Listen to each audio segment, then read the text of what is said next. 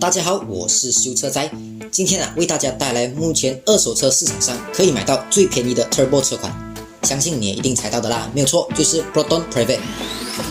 这款车相信大家也看过不少啊，包括作为政府的一些官方车或者警察车都有在使用的。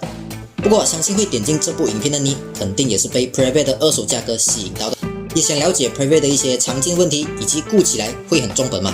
这点我可以先跟你 confirm。Proton 目前的车绝对都会带有一些小毛病和瑕疵，绝对不会是一款让你不用烦恼的车。频道会以 4面的角度来为你分析一辆车的优缺点以及保养费用方面。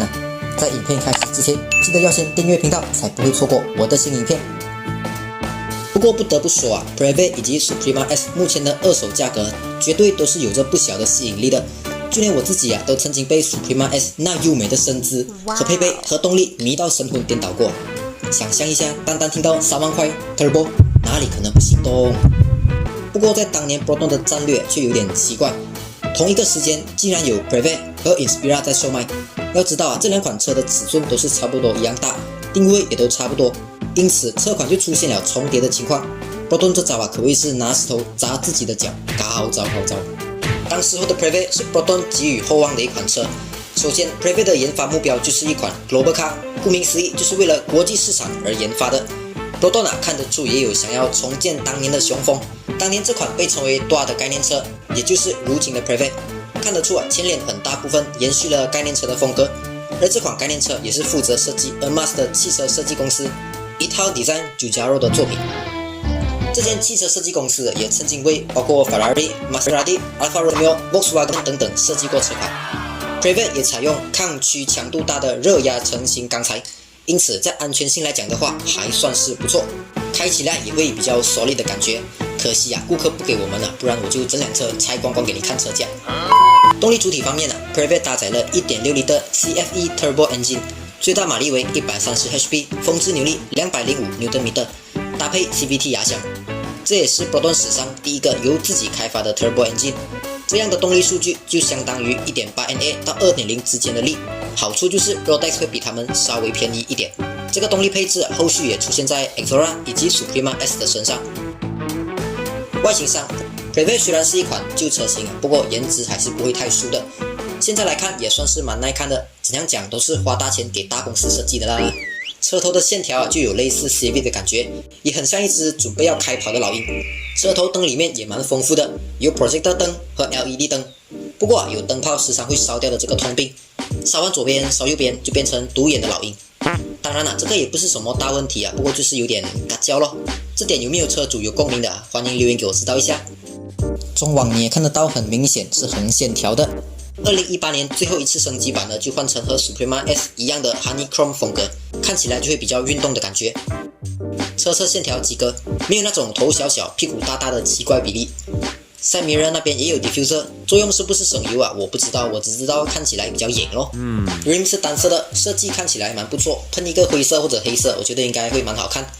后面看起来也是规规矩矩，不过我才发现怎么没有 Handling by Lotus 的这个牌子的，难道是被人抠掉了？还是比较旧款的是没有了？这个细节也要请示一下车主。进入车内，首先会看到一个非常 legit 的 push start， 要插 remote 进去才可以 start。这点我真的是要吐槽一下，可能是Proton要省钱的关系。虽然我不懂这样子做是可以省到多少钱不过在 steering 上面的方向就非常值得嘉奖，控制音响的按钮有，使用的 cruise control 有，给你一点激情的 pedal shift 有。meter 的设计我个人也觉得不错看，一直去到最高 spec 都是布的，只有 Suprema S 是有皮椅的。Center console 的设计也是普普通通平平整整没有太多线条，有2条银色的线条延续到唱机，再有2片黑色饰板延伸去 driver 和 passenger side。Dashboard 如你所见非常平整，对比上一期的 Vios 就差了很远。后座就比前座来得更加简单，门板有一片布料，下面就有一个空间给你堆东西的，左右2个 adjustable headrest。因为 Proton 可能是预料中间的乘客是没有头的，所以就没有给 headrest。中间有一个可以拉下来的扶手，腿部空间看起来是还不错。接下来就到了维修保养，先给大家看看这辆 Private 今天来做了什么。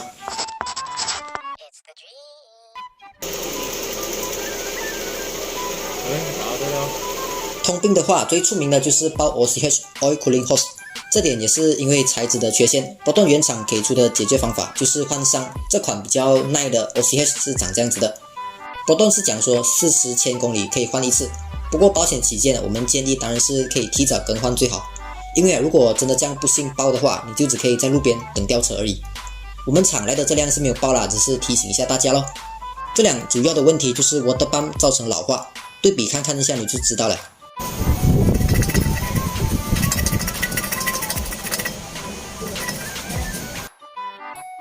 之前就还有另外一辆 Prevate 是因为 fan belt tensioner 造成异响 ，steering rack 同样也会造成异响。如果你的 Prevate 有出现很多老鼠声的话，就可以注意这两个地方。再来就是很多人都怕的 CVT 压箱，据说这里压箱是不耐用啦，不过有车主驾了很多年都没有炸。当然这点呢就是看你的驾驶习惯，斯文一点开当然就耐一点，一上车直接踩完油，压箱不爆的对不起你啊。加油方面需要4 litre。Proton 特别的地方是它的压油是蓝色的，一般上的都是红褐色这样子的。驾驶方面会觉得 choke 是因为 Punch CVT 和别人家的 CVT 构造有点不一样。市面上比较新的 CVT 都是有 torque converter 的，而 Punch Powertrain 是目前唯一一家还在使用 Clutch Type 的 CVT 制造商。也正是因为 Clutch Type 的关系，所以采用 Punch CVT 的车会出现刚考手压驾照的新手会出现的情况。就是一下子放太多 clutch 的感觉，导致会 choke 一下。简单来讲choke 的 CVT 就像是刚上路的新手还不熟悉 clutch 的操作，因为硬件先天性的缺失，汽车制造商就只可以通过软件，也就是 ECU 来教导这位新手如何控制好以及熟悉好 clutch， 在换压的时候才可以少一点的顿挫。不过我在乘坐的时候，在顿挫这方面是没有太大的感觉，可能是我太专心开车。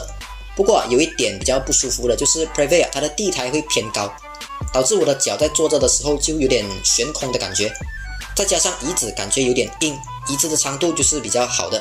我不懂前座会有这样的感觉吗？所以需要长途驾驶，后座又有乘客的话，我觉得就比较没有这样理想。相信会点进这部影片无疑都是被 Prevate 的二手价格和 Turbo 这两大卖点吸引的。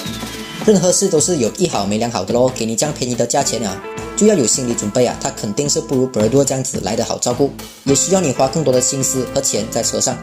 我也相信会选择Proton的人，大多数应该都是不太在意油耗，毕竟真的要省油的话，这个价钱你选择阿夏或别照就好了咯。